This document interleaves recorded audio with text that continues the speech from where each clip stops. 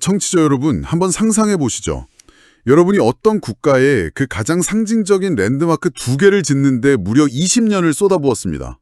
와, 20년이면 정말 한 세대가 통째로 매달린 거대한 프로젝트네요. 그렇죠. 마침내 완공의 날이 밝았고 모든 백성들이 이제는 좀 쉴 수 있겠구나, 거대한 축제가 열리겠구나 하고 기대하고 있단 말이죠. 네, 보통은 그렇게 생각하겠죠. 그런데 왕이 축배를 드는 대신에 사람들을 곧바로 사막 한가운데로 보내버립니다. 가서 군사기지랑 물류창고를 지으라고요. 아, 정말 쉴 틈을 안 주네요. 도대체 왜 그랬을까요? 오늘 이 심층 탐구 시간에서 우리가 살펴볼 역대하 8장의 기록은 바로 이 질문에서 출발합니다. 아주 흥미로운 지점입니다. 보통 솔로몬 왕의 20년 건축이라고 하면 예루살렘의 성전과 궁궐 완공이라는 그 화려한 결과에만 주목하거든요. 맞아요. 저도 항상 거기까지만 알고 있었거든요. 하지만 진정한 제국의 설계는 사실 그 20년이 끝난 직후부터 본격적으로 시작됩니다. 오늘 우리가 다루는 이 텍스트가 단순한 고대 연대기가 아니라는 거죠. 그럼 어떤 의미가 있는 건가요? 한 국가가 거대한 제국으로 팽창하기 위해서 물리적 물류망을 어떻게 깔고 또 그 막대한 노동력을 어떻게 통제하며 외교적 리스크를 어떻게 관리하는지를 뭐랄까 아주 정교한 제국 건설의 마스터 클래스라고 할 수 있습니다. 자, 그럼 이 부분을 한번 파헤쳐 보죠. 저는 사실 이 기록을 읽으면서 솔직히 좀 약간 당황스러웠어요. 네, 어떤 부분에서요? 20년 동안 국가 예산이랑 인력을 성전과 궁궐이라는 그 초대형 프로젝트에 쏟아부었다면 정상적인 국가 경제라면 이미 바닥을 드러냈어야 하는 거 아닌가요? 하긴 현대국가라도 재정이 휘청거릴 만한 규모죠. 그러니까요. 그런데 솔로몬은 쉬지 않고 곧바로 국경제대로 눈을 돌립니다. 후람 왕에게서 받은 성읍들을 재건축하고 저 북쪽의 하맛소바라는 지역을 군사력으로 쳐서 정복해버려요. 그게 바로 고대 국가에서 그 인프라가 작동하는 방식입니다. 20년 동안 지은 성전과 궁궐은 단순한 상징물이 아니었거든요. 상징물이 아니라면 실질적인 기능이 있었다는 건가요? 그럼요. 당시의 성전은 현대의 중앙은행이자 행정의 중심지였고 궁궐은 통치 시스템의 완벽한 코알이었습니다. 즉 국가의 심장부를 완성한 거죠. 심장을 만들었다. 네, 심장이 완성되었다면 그 다음은 뭐가 필요할까요? 피를 전방위로 뿜어낼 동맥, 즉 물리적인 물류망과 군사 도로가 필요한 겁니다. 그래서 텍스트에 나오는 그 수많은 도시 이름들이 단순히 우리 영토가 이만큼 넓다, 이런 영토 자랑이 아니었군요. 맞습니다. 아주 전략적인 배치였죠. 기록을 보면 광야에 다드모를 짓고 하맛에 국고성들을 건축했다고 나옵니다. 또 윗 베트론과 아래 베트론을 건축하는데 여기서 아주 구체적으로 성과 문과 문빗장이 있는 견고한 성읍이라고 묘사해요. 네, 방어력이 아주 뛰어난 곳이라는 뜻이죠. 그냥 사람들 모여 사는 동네를 만든 게 아니네요. 약간 문명 같은 웅장한 전략 시뮬레이션 게임을 보는 것 같아요. 오, 문명 게임 비유 아주 적절한데요. 기념비적인 건물 하나 지었다고 끝나는 게 아니잖아요. 보급로를 뚫고 물자 비축 층골을 만들고 전진기지를 배치해야 비로소 제국이 굴러간다는 걸 완벽한 테크트리 같습니다. 정확합니다. 여기서 흥미로운 점은 지도를 펼쳐놓고 이 도시들의 위치를 보면 솔로몬의 의도가 명확하게 보인다는 겁니다. 위치가 어떤데요? 다데몰 같은 경우는 시리아 사막 한가운데 있는 오아시스 도시거든요. 당시 사막을 통과하는 무역로의 핵심 길목입니다. 사막 무역의 중심지군요. 그렇죠. 거기를 통제한다는 건 동서양을 잇는 무역의 혈관을 쥐겠다는 뜻입니다. 그리고 윗 베토론과 아래 베토론은 네, 그 베토로는 어떤 곳인가요? 예루살렘에서 지중해 해안평야로 내려가는 아주 험준한 산악 고갯길이에요. 외적에 쳐들어오기 가장 쉬운 길목이자 동시에 이스라엘의 물산이 밖으로 나가는 통로죠. 와, 듣고 보니 이건 고대판 아마존 물류센터 구축이랑 비슷하다는 생각이 드네요. 아마존 물류센터요? 재미있는 접근이네요. 네, 왜냐하면 아마존이 물류창고 지을 때 건물 디자인을 신경 쓰는 게 아니잖아요. 고객한테 가장 빨리 배송할 수 있는 수학적인 최적의 거리를 계산해서 짓는단 말이죠. 철저한 위치 선정과 효율성이요? 네, 솔로몬이 지은 이 국고성이나 병거성, 마병의 성들도 완전히 전략적이고 수학적인 위치에 세워진 거군요. 맞습니다. 국고성은 말 그대로 국가의 물자를 비축하는 거대한 물류 허브였습니다. 고대의 전쟁이나 무역은 결국 식량과 보급품을 얼마나 빨리 전선에 조달하느냐 그 싸움이거든요. 그렇죠. 보급이 끊기면 끝이니까요. 현대식 도로가 없던 시대에 예루살렘에서부터 수레를 끌고 변방까지 가는 건 불가능합니다. 그래서 전략적 요충지마다 거대한 물자 비축 창고를 지은 겁니다. 그럼 병거와 마병의 성을 전진 배치했다는 것도 같은 맥락이겠네요. 당시 전차 부대면 진짜 현대전의 탱크나 전투기 격인데 네, 고대 최강의 무기였죠. 이걸 예루살렘 수도에 묶어두는 게 아니라 국경지대에 흩어놓은 이유가 보급 때문이었군요. 맞아요. 전차는 유지비가 엄청나게 드는 무기거든요. 말들을 먹일 어마어마한 양의 곡물과 또 달릴 수 있는 넓은 평지가 필요합니다. 아, 예루살렘은 산악지대잖아요. 그쵸. 거기서는 전차를 제대로 굴릴 수도 없고 수백 마리의 말을 먹여 살릴 수도 없습니다. 그래서 평야지대와 주요 무역로 근처에 병거성을 짓고 그 옆에 아까 말씀드린 국고성을 두어서 즉각적인 보급이 가능하게 만든 겁니다. 완전히 군사 물류 복합단지를 구축한 거네요. 20년의 코어 건축 이후에 이렇게 치밀하게 계산된 인프라 확장이라니 솔직히 스케일이 정말 압도적입니다. 정말 치밀한 제국주의적 설계죠. 근데 전문가님, 여기서 저는 좀 아주 현실적인 의문이 하나 들었거든요. 청취자 여러분도 아마 상상이 가실 텐데 네, 어떤 의문이죠? 아니 사막 한가운데 오아시스 도시를 요새화하고 험준한 고갯길에 성벽이랑 문빗장을 세우는 이 거대한 토목공사를 동시다발적으로 진행했다면 도대체 이 무거운 돌은 누가 다 나른 겁니까? 아주 뼈아픈 질문입니다. 고대 사회에서 이 정도 속도와 규모로 공사를 밀어붙였다면 수많은 사람들이 혹사당하고 죽어나갔을 텐데요. 이게 효율적이긴 하겠지만 뭔가 좀 네, 제국주의적 확장의 이면에는 필연적으로 막대한 노동력이 갈려 들어가야 하죠. 기록은 이 노동력의 출처에 대해서 아주 차갑고 명확하게 답을 내놓습니다. 누구라고 나오나요? 솔로몬이 이스라엘 자손이 아닌 그 땅에 남아있던 다른 민족들을 노동력으로 동원했다고 아주 건조하게 기록하고 있습니다. 아, 맞아요.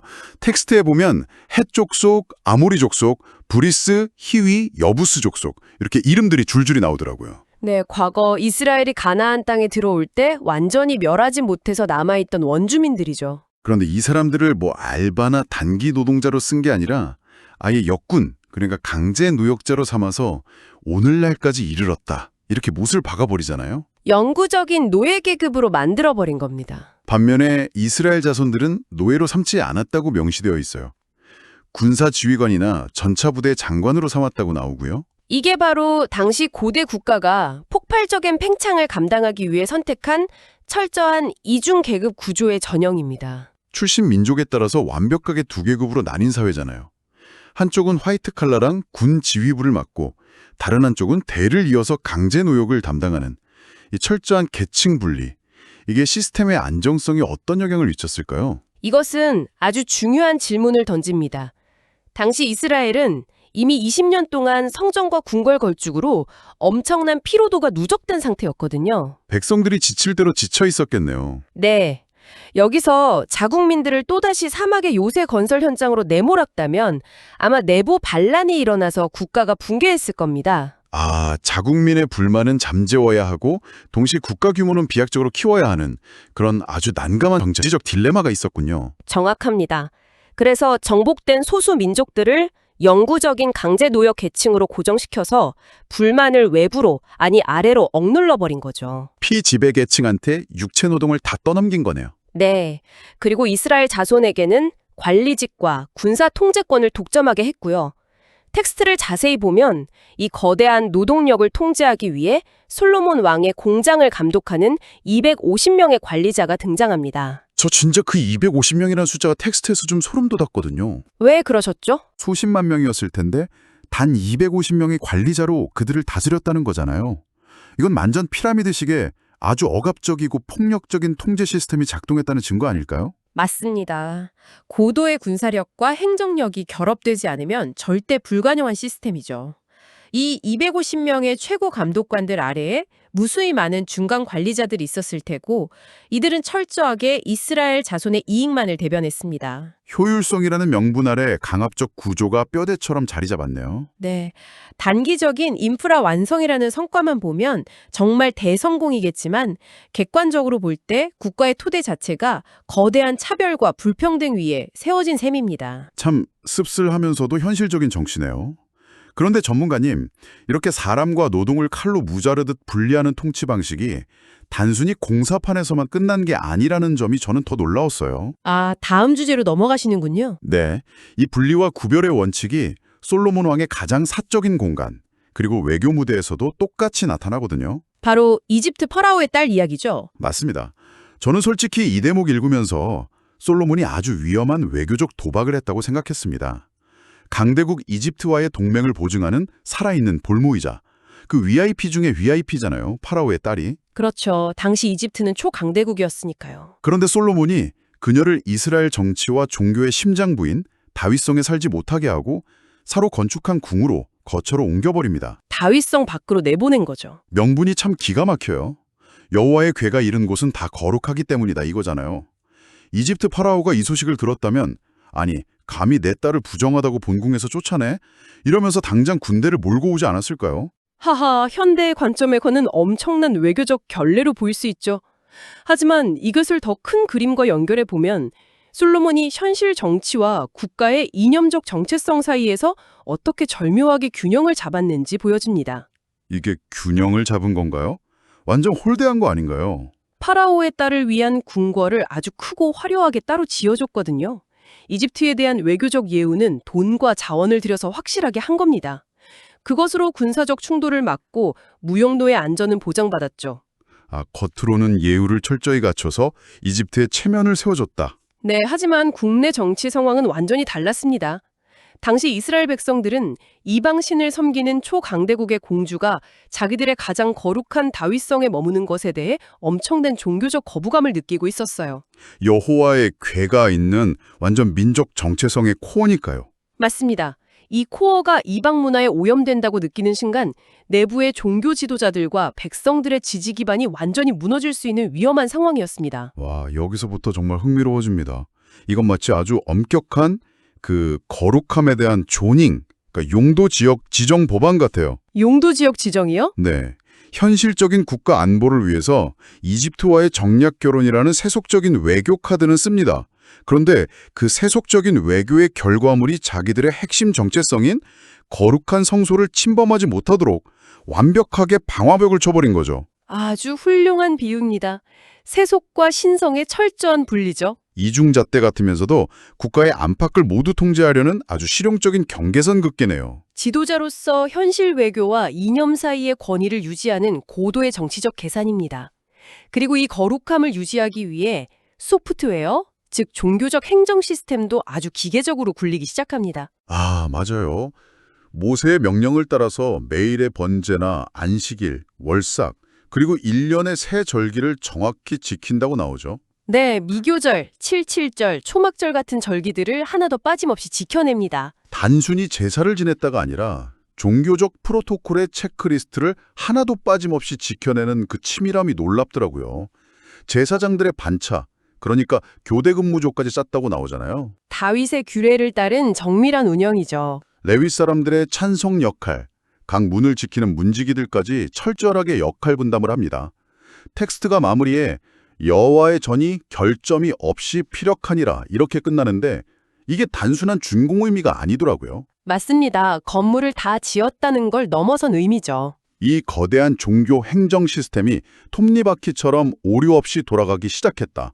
저는 그렇게 읽혔습니다. 아주 예리하십니다.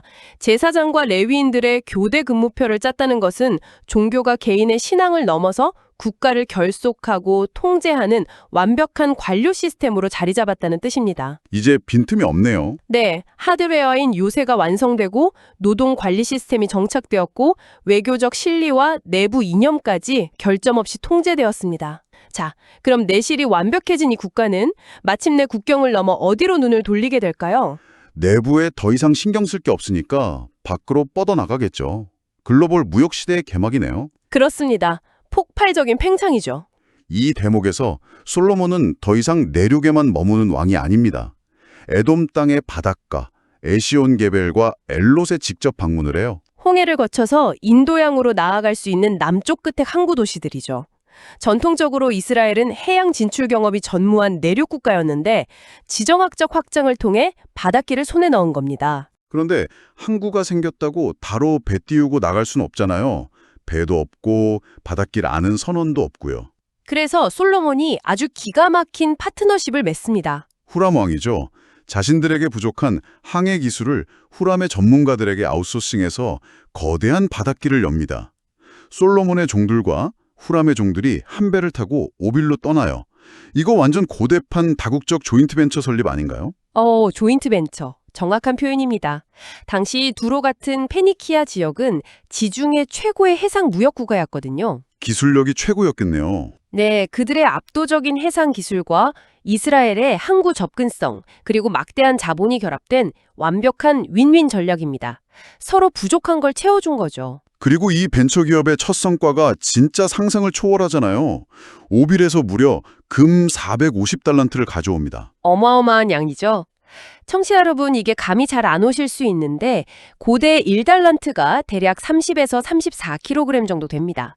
450달란트면 자그마치 15톤의 순금이에요. 현대 가치로 환산해도 엄청나지만 당시 고대 근동의 경제 생태계를 뒤흔들 만한 압도적인 부의 축적입니다. 하지만 여기서 중요한 건 이 금이 단순히 운 좋게 주워온 잭팟이 아니라는 겁니다. 우리가 지금까지 이야기한 모든 것들의 결과물이라는 말씀이시죠? 그렇습니다. 변방까지 이어지는 물류망과 굳고성이 없었다면 그 무거운 물자를 나를 수 없었을 겁니다. 철저한 강제노역 시스템이 없었다면 반란 때문에 프로젝트가 무너졌겠죠. 치밀한 인프라와 노동력 통제가 있었기에 가능했다. 네. 그리고 이집트와의 동맹, 거룩함의 경계 유지 등 정치적 균형 감각이 없었다면 외부 침략이나 내부 분열로 진작에 끝났을 겁니다. 이 모든 체제 정비가 있었기에 해상 무역로를 개척하고 경제적 폭발을 이뤄낸 거죠. 와, 결국 20년 건축 이후에 요새 짓고 노동력 쥐어짜던 그 모든 과정이 이 막대한 부를 끌어모으기 위한 거대한 톱니바퀴의 일부였군요. 맞습니다. 역대하 8장은 그 모든 인과관계를 단 하나의 장에 압축해서 보여주는 제국주의 청사진입니다. 정말 압도적인 통찰이네요. 단순한 고대 건축 명세서인 줄 알았는데 국가 경제와 사회 구조를 적나라하게 보여주는 해부도로 바뀌는 순간입니다. 네, 이렇게 깊이 파고들면 전혀 새로운 그림이 보이죠. 자, 청취자 여러분, 우리는 오늘 이 심층 탐구 시간을 통해서 솔로몬 왕이 거대한 제국과 부를 창출해낸 메커니즘의 속살을 뜯어보았습니다. 그 중심에는 철저한 분리와 구별이 있었습니다. 아주 억압적이고 체계적인 분리였죠. 맞습니다. 이스라엘인과 이방인의 계급을 철저히 나누었고 거룩한 성소와 세속적 외교 공간을 완벽하게 단절시켰습니다. 질서와 부를 창출하기 위해서요. 하지만 청취자님, 여기서 한번 깊이 생각해 보십시오. 네. 한 사회의 눈부신 번영이 이토록 엄격한 분리와 구별에 전적으로 의존하고 있다면 과연 그 사회는 언제까지 그 단단함을 유지할 수 있을까요? 완벽하게 통제된 그 견고한 경계선들은 제국을 영원히 보호해주는 방패일까요? 아니면 언젠가 사회를 내부로부터 산산조각 갈라지게 만들 결정적인 균열의 시작점일까요? 정말 깊은 여운을 남기는 질문이네요. 오늘 여러분의 일상과 조직 속에는 어떤 보이지 않는 경계선들이 그어져 있는지 한번 돌아보시길 바랍니다. 오늘 우리의 심도 있는 논의는 여기서 마치겠습니다. 여러분의 지적 호기심이 이끄는 곳으로 늘 나아가시길 응원합니다.